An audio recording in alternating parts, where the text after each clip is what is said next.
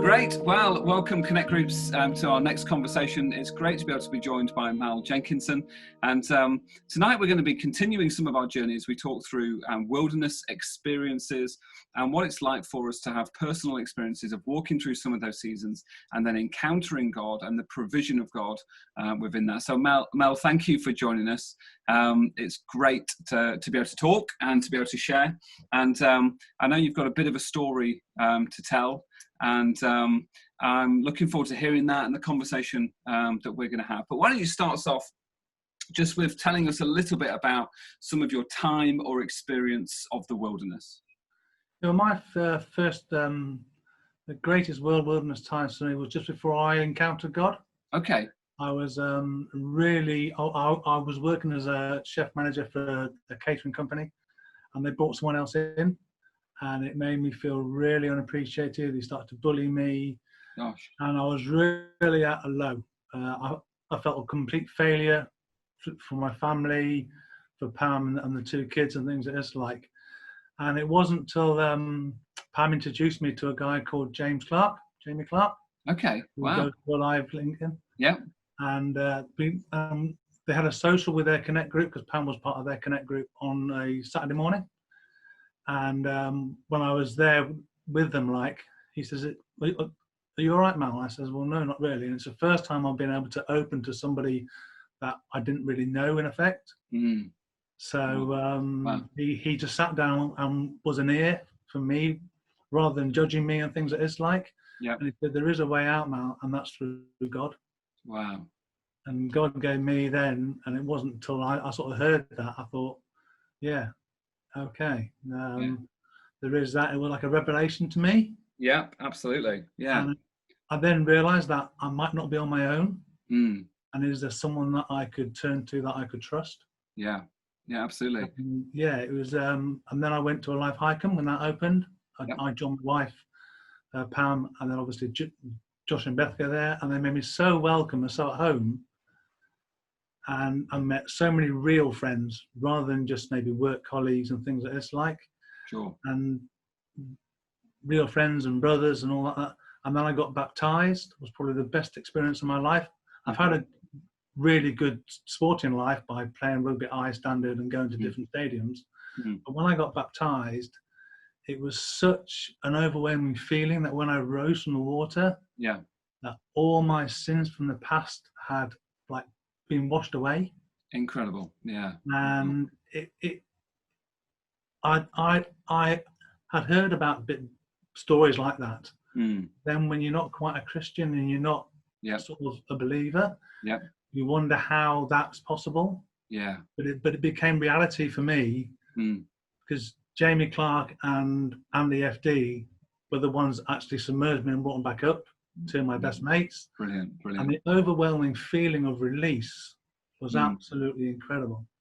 That is absolutely superb. And so, Mal, some of your experiences then in terms of the wilderness was some of that time away from God, not yet knowing God. That's right. Yeah. And so, what was it like journeying through that, or beginning to get to know God? Because you talked about Jamie introducing God to you, or this idea that actually there is a better way, there is another way, and it's through God. And it's kind of like, oh, okay, there's a new thing to kind of think about or consider.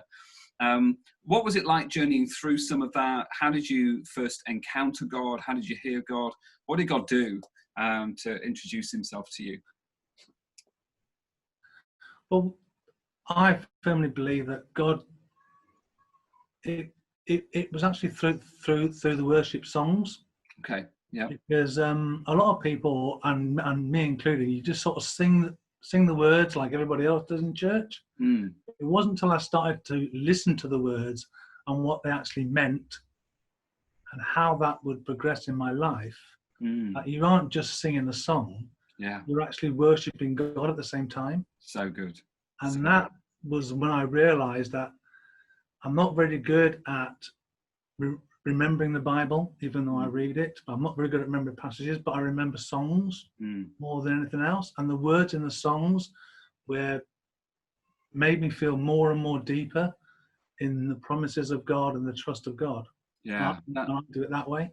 That is incredible. I absolutely love that. And it's actually in the song so deep and rich, isn't it, that we encounter God and we meet with him. But I love that thought that actually then we are worshiping the living God. It's just absolutely incredible.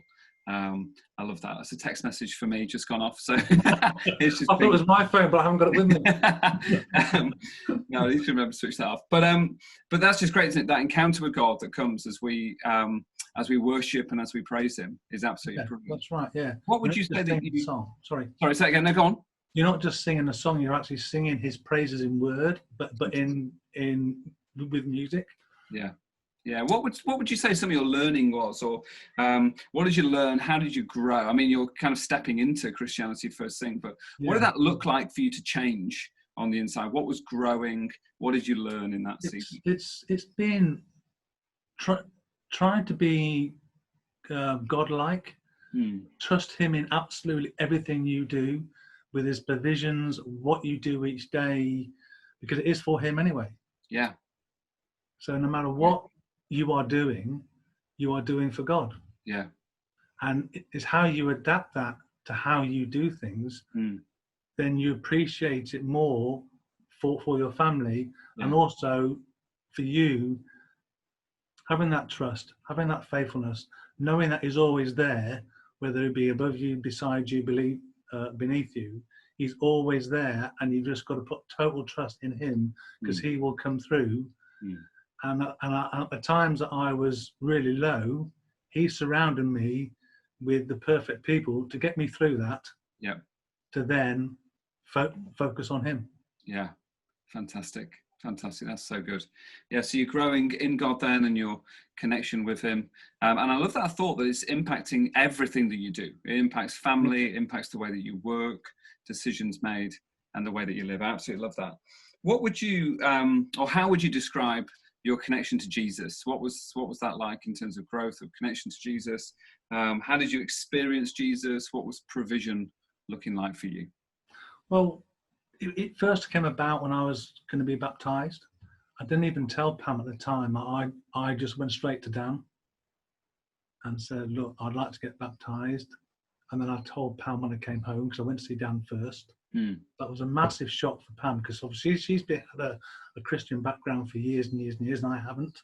Right. Okay. Wow. So I had a lot of baggage from my early days. I've done some terrible, horrible things.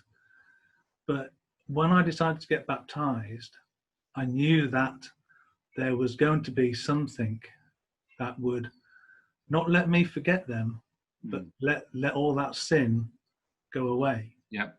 What God did on the cross for us allowed me to do that. Yeah.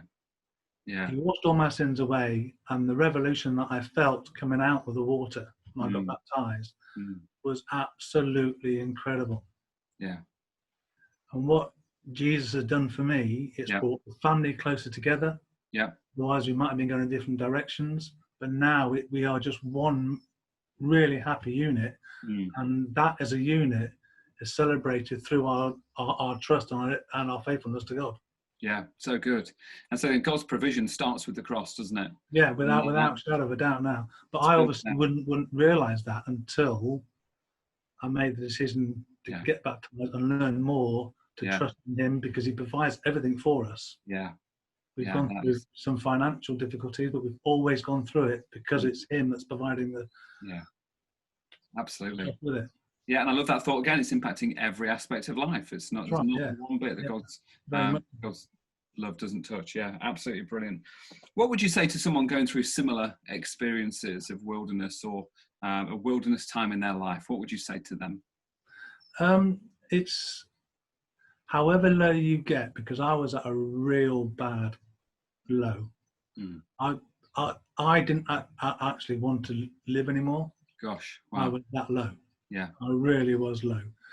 And for me to come out of that, knowing that there is an ear to turn to, there is people around that will just listen to you and not criticize you, not judge you, and they are sent by God to be with you. They're like his disciples. Yeah. And everybody that surrounded me has been there for a reason. And that is, no matter how low you get, no matter what time, if you pray to God, He in His right time will put you back on your feet, get you going again, give yourself confidence, and look at me now. Yeah. I'm Yeah, actually absolutely. talking to you, Paul. I never have done that Yeah. even last year. Wow. Wow. And That's that's incredible. how forward but that's the trust I've got in God. Yeah. That I don't make a fool of myself. Yeah. He's surrounding me with people like yourself. I know that we don't really know each other in effect, but I know that you're a pastor. But Dan's church, Dan's side of it at Highcombe, and all the friends and all the connect groups that we have, we are all there as one big family. Yeah. Yeah, And that's true. it's absolutely brilliant. Yeah, I it is. cannot I will try, if someone's at a real down low, I will be a pair of ears like someone was for me. Yeah, so good. Yeah. That's And they led me to the right, and all they had to do was lead me to the one little step that God was around me, and then you say the rest is history. Yeah. And realize what He did on the cross for us. And that's the big thing. What He did on the cross for us includes absolutely everybody across the world. It isn't just for you. It isn't just for Joe Bloggs. It's for me and everybody else. Yeah. Until you realize that, there is, boom, it's brilliant. Yeah. Yeah, it really is. Well, thank you for sharing that, Mal, and thank you for sharing your story as well. I think there's a real depth that you've been to, isn't there, of just raw need to connect with God. But as you found Him, you come out of that wilderness is absolutely incredible. And I'm excited about where God's taking you and the things that He's doing with your family and what He will be doing next. Well, so thank you for sharing that, and we pray God's blessing upon you. And my prayer is that story will help those in connect groups that are going through wilderness times and just need to know, just hold on, or to look out for those other people that are going through difficult times and be a friend to them as well. It's just wonderful. Yeah, very much so. Yeah, so thank you for sharing today, and God bless you. And God bless you too. Cheers, Paul.